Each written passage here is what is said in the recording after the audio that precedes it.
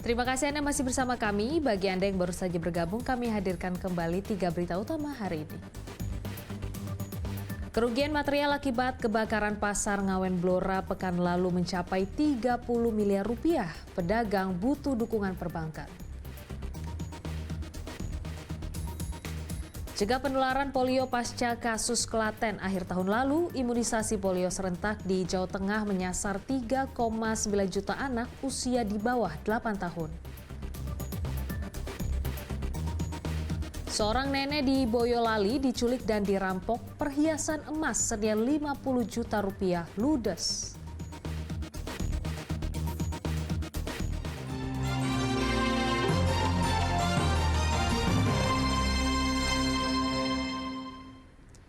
Pekan Imunisasi Nasional Polio serentak diselenggarakan di wilayah Provinsi Jawa Tengah. Imunisasi yang dilakukan untuk mencegah meluasnya penularan penyakit polio menyasar 3,9 juta anak berusia di bawah 8 tahun di Jawa Tengah.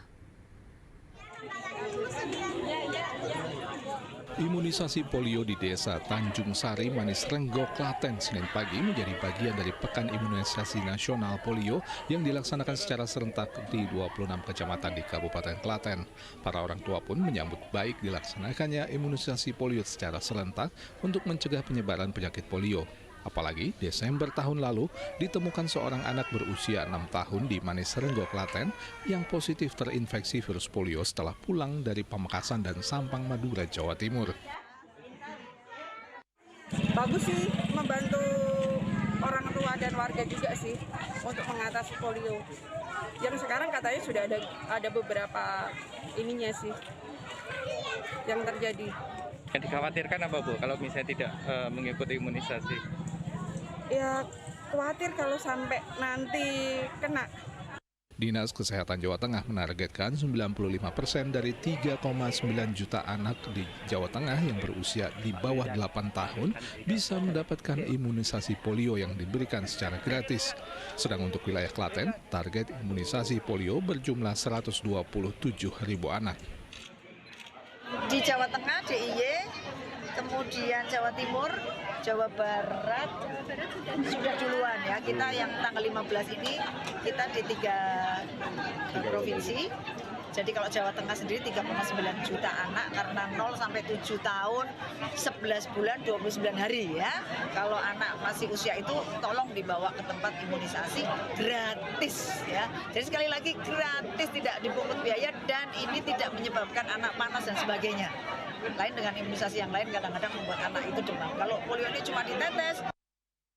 Di Kota Semarang, imunisasi polio yang digelar serentak mulai tanggal 15 Januari sampai 21 Januari 2024 menyasar 220.000 lebih anak usia 0 sampai di bawah 8 tahun. Imunisasi polio dilakukan tanpa memandang status imunisasi sebelumnya. Artinya, meski status imunisasi sudah lengkap, namun anak tetap harus mengikuti subpin polio. Namun bagi anak yang akan menerima imunisasi polio harus dalam kondisi sehat atau sedang tidak demam dan diare. Lebih baik kita melakukan pencegahan daripada nanti kemudian ada kejadian yang notabene itu juga kasihan karena bisa lumpuh ayu kan nggak bisa diobati. Pertanyaan bagus sekali. Yang penting tidak boleh dua, 1 demam, 2 diare. Kalau demam diare harus delay dulu sampai demamnya sudah berkurang atau sudah normal, dia tidak diare. Mengambil tempat di Taman Cerdas Gilingan yang dekat dengan permukiman warga, Pekan Imunisasi Nasional Polio di Kota Solo mendapatkan sambutan dari warga yang memiliki anak berusia di bawah 8 tahun. Imunisasi polio di sekolah atau fasilitas umum dinilai lebih efektif daripada anak harus mendatangi puskesmas. Untuk wilayah Kota Solo, target peserta imunisasi polio mencapai 50.000 anak. Takut juga ya Mbak ya? Iya juga takut sih, katanya kan kalau ada 2 atau 3 dari skala 200 orang itu tuh udah kayak jadi yang sisanya dari 2 orang berarti 180 sekian itu kan bisa udah suspek gitu loh Pak. Nah makanya kita sebagai orang tua kan juga harus cegah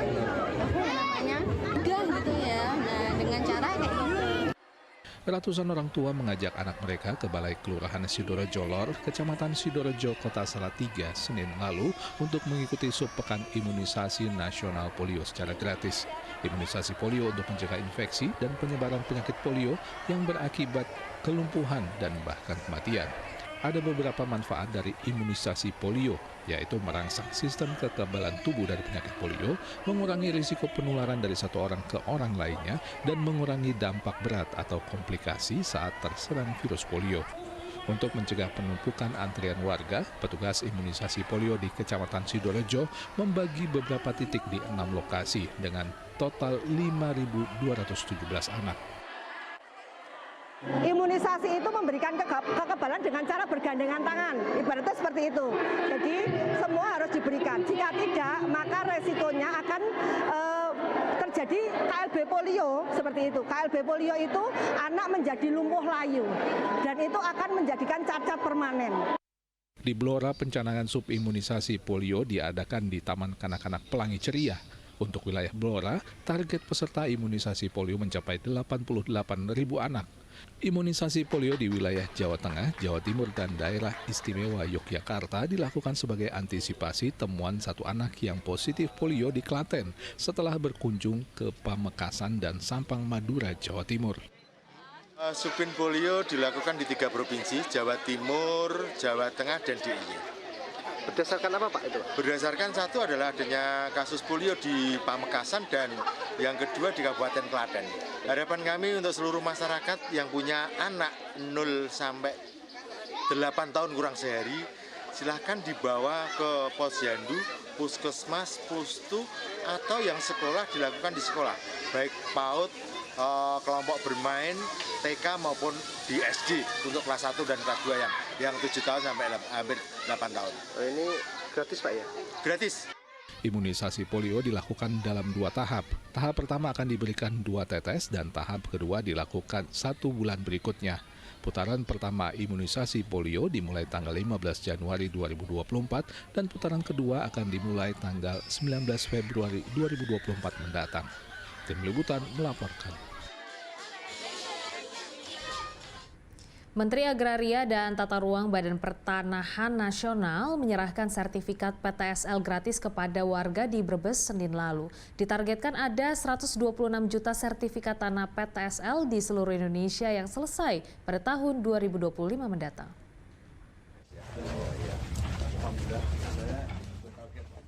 Menteri Agraria dan Tata Ruang Badan Pertanahan Nasional mendatangi Desa Rengas Pendawa, Kecamatan Larangan, Brebes untuk menyambangi rumah-rumah warga penerima sertifikat pendaftaran tanah sistematis lengkap atau PTSL Senin lalu.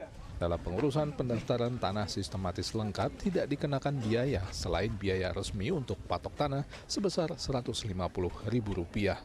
Pemerintah menargetkan 126 juta bidang tanah yang mengikuti program sertifikat PTSL yang dimulai tahun 2017 lalu bisa selesai di tahun 2025 mendatang. Saat ini sekitar 110,5 juta bidang tanah program sertifikat PTSL sudah diselesaikan.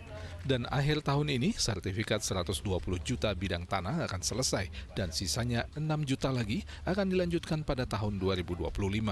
Realisasi aset milik masyarakat targetnya kan 126 juta bidang ya. Dan sampai saat ini sudah selesai 110,5 juta bidang. Ya, memang kita targetkan di akhir 2024 nanti itu bisa mencapai 120 juta bidang, sisanya 6 juta akan diselesaikan di tahun 2025. Untuk wilayah Provinsi Jawa Tengah dari target 21 juta bidang tanah, saat ini sudah terselesaikan hingga 20 juta sertifikat PTSL yang diterima masyarakat. Dari 13 daerah di Indonesia, program sertifikat gratis atau PTSL yang sudah 100% di kota di Jawa Tengah adalah di Kota Tegal dan Kota Solo. Sugi Hartono melaporkan dari Brebes. Memperingati Hari Dharma Samudra, Pangkalan TNI Angkatan Laut Tegal menggelar upacara tabur bunga di pantai utara Laut Jawa. Hari Dharma Samudra diperingati untuk mengenang pertempuran laut prajurit TNI AL dalam mempertahankan kedaulatan NKRI di Laut Aru.